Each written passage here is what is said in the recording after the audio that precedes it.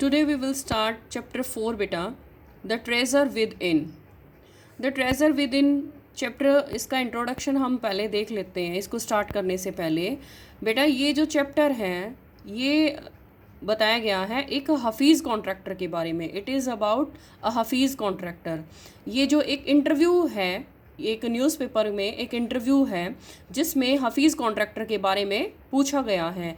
And जो miss Bela राजा हैं, miss Bela राजा जो कि स्पर्श मैगज़ीन की एक एडिटर हैं, तो जो हम हफीज़ कॉन्ट्रैक्टर के बारे में अगर जानना चाहते हैं तो मैं आपको बताऊंगी that he was born in 1950 and after that जो इन्होंने अपनी एजुकेशन कंप्लीट की थी दैट मुंबई यूनिवर्सिटी से 1975 आर्किटेक्चर में बेटा। आफ्टर दैट इन्होंने कोलंबिया यूनिवर्सिटी से मास्टर्स किया था। तो ये एक जो हफीज़ कॉन्ट्रैक्टर हैं ये he is a famous architect of India. और इसके बारे में और भी आप जानकारी अगर चाहते हैं then you can search in YouTube और गूगल, बिकॉज ये एक जाने माने आर्किटेक्ट हैं जिन्होंने 300 लोगों का एक ऑर्गेनाइजेशन बना रखा है, जो कि आप ये भी देखेंगे कि उसमें सिनेमा, मॉल्स एंड मॉन्यूमेंट्स जितने भी उन्होंने ऐसी बिल्डिंग्स जो हैं वो आर्किटेक्ट कर रखी हैं। ये इन्होंने अपने एक इस इंटरव्यू में अपनी लाइफ के बारे में बताया है, जो कि क्या है कि जब इसमें बचपन में जब ये होते हैं छोटे बच्चे, उनका मन जो था वो पढ़ाई में नहीं लगता था। उन्होंने क्या किया कि वो क्या करते, सारा दिन जब भी टीचर उनको पढ़ाती क्लासरूम में वो विंडो से बाहर देखते। मतलब उनका काम ही यही था कि क्लासरूम में जाओ और वहाँ पर मतलब पढ़ाई में ध्यान ना देकर वो विंडो से बाहर देखते रहते और शाम को वो खेलते थे। एवरी सैटरडे वो अपने जो स्टूडेंट्स थे उनके ग्रुप से क्लासमेट उनके साथ मूवीज़ वगैरह देखने जाते थे। तो बेटा इस चैप्टर को प्रोसीड करने के लिए अगर आप इसको जल्दी जल्दी कंप्लीट करेंगे तभी आपका सिलेबस कंप्लीट हो पाएगा। So now we are going to start. Before you read, every child is a potential achiever and is different from others children in her his style of learning and area of interest। बेटा हर एक बच्चे का जो क्या है सफलता प्राप्त कर सकता है। ये तो है नहीं कि कोई भी बच्चा ऐसा है कि जो सफलता प्राप्त नहीं कर सकता है अगर उसके अंदर लगन है। ठीक है, वह बच्चा अपने सीखने के जो ढंग हैं and if different from other children in her style of learning and area of interest, उसे सीखने के ढंग और जो रुचि क्षेत्र में अन्य बच्चों से भिन्न होते हैं। Read the interview that follows. तो इस इंटरव्यू के अंदर हम पढ़ें कि it is based on a conversation between miss Bela Raja editor of स्पर्श।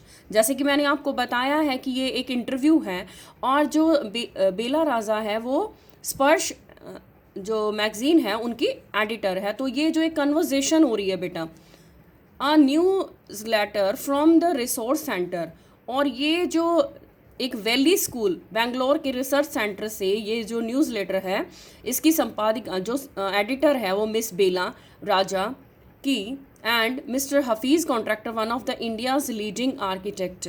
और ये जो वास्तुकला के अंदर मतलब आर्किटेक्ट होते हैं बेटा जो बिल्डिंग्स वगैरह उनको डिज़ाइन करते हैं, हफीज़ कॉन्ट्रैक्टर से बातचीत पर आधारित है।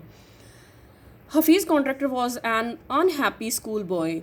मतलब क्या है उस इंटरव्यू के बारे में जो बता रहे हैं हफीज़ अपने बारे में कि हफीज़ जो कॉन्ट्रैक्टर थे वो बहुत ही परेशान बच्चा था, मतलब स्कूल से परेशान था। He love doing things but detested mechanical learning. लेकिन उन्होंने क्या किया था कि उसे कुछ करना अच्छा लगता था लेकिन वो जो मैकेनिकल सीखने से उसे घृणा थी। मैथमेटिक्स गेव हिम द शिवर्स, और वो अपनी जब भी उनकी मैथ्स की क्लास आती वो कांपना शुरू कर देता था। मतलब he couldn't stand with mathematics. What his principal once said to him influenced him deeply. एक बार उनके जो प्रिंसिपल ने उनसे जो कहा उस पर ऐसा गहरा प्रभाव पड़ा कि उनकी जो लाइफ थी वो एकदम चेंज हो गई। HC means Hafiz contractor. I used to have this terrible nightmare. मुझे ऐसे डरावने सपने आते रहते थे। Only now, over the last 4 to 5 years, केवल पिछले 4 और 5 वर्षों में लगता है it seems to have disappeared, कि सब कुछ समाप्त हो गया है। BR means Bela Raja, what nightmare are you talking about and why do you think it has disappeared now? कि आप किन भयानक सपनों की बात कर रहे हैं और आप यह क्यों सोचते हैं कि ये सब कुछ समाप्त हो गया है? At sea, I used to get continuous nightmares about appearing for a maths examination where I didn't know anything. कि मुझे लगातार गणित की जो परीक्षा, मतलब मैथमेटिक्स की जो उनकी परीक्षा होती थी, एग्ज़ाम होते थे, मैं बैठने में सपने आते थे जिसके बारे में मैं कुछ नहीं जानता था. नाउ द साइकी होती है बेटा माइंड और मेंटली जो प्रेशर में आ जाते हैं. Must have gotten over it, कि अब मेरे मन में एक नियंत्रण, मैंने इस पर नियंत्रण कर लिया था. I don't have to think about education and there is absolutely no time to get nightmares, कि मुझे शिक्षा के बारे में सोचना नहीं पड़ता था, एजुकेशन के बारे में, और सपने देखने का बिल्कुल समय नहीं है. Now the next page.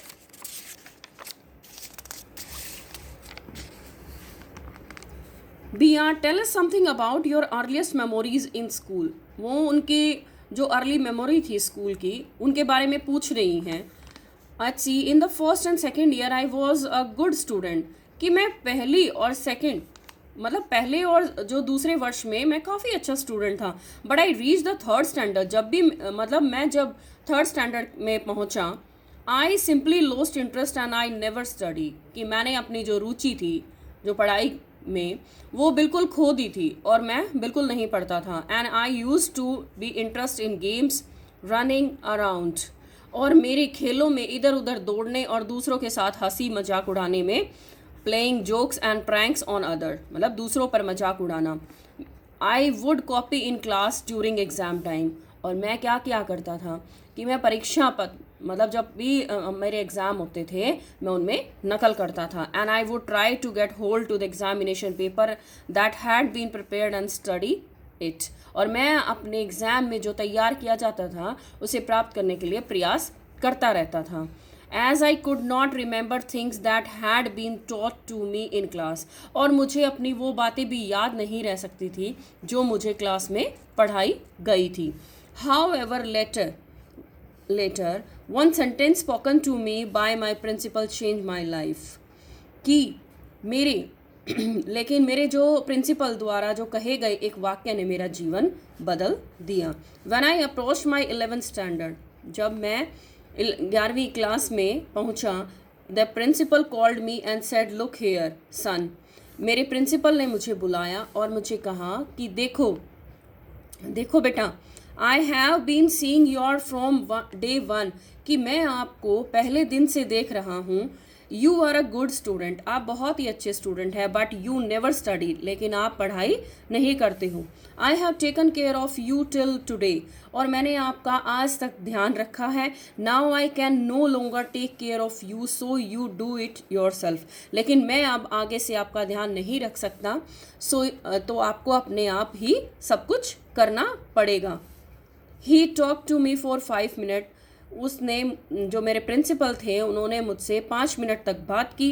And you don't have your father, कि आप अपने फादर को नहीं जानते, तुम्हारे पिता नहीं है. You don't have your father, your mother has work so hard to bring you up and paid all your fees all these years, but you have only played games, कि आपकी जो मदर हैं उन्होंने आपका पोषण किया है, मतलब आपको बड़ा किया है, एंड बहुत ही ज़्यादा हार्ड वर्क करने के बाद उन्होंने अब इतने वर्षों तक वो फीस पे करती रही हैं. But you have only played games, लेकिन आप क्या करते हो, आप गेम्स खेलते रहते हैं. Now you should rise to the occasion and study, और अब तुम्हें कुछ कर दिखाना है और पढ़ाई करनी है. I use to be a good sports person, कि मैं बहुत अच्छा खिलाड़ी हुआ करता था. And I had been the senior champion for so many years, और मैं कई वर्षों तक जो चैम्पियन होते हैं बेटा, सीनियर चैम्पियन रहा. And I also was the cricket champion, और मैं क्रिकेट टीम का भी कैप्टन रहा. And I use to play every game, और मैं सभी गेम खेलना पसंद करता था.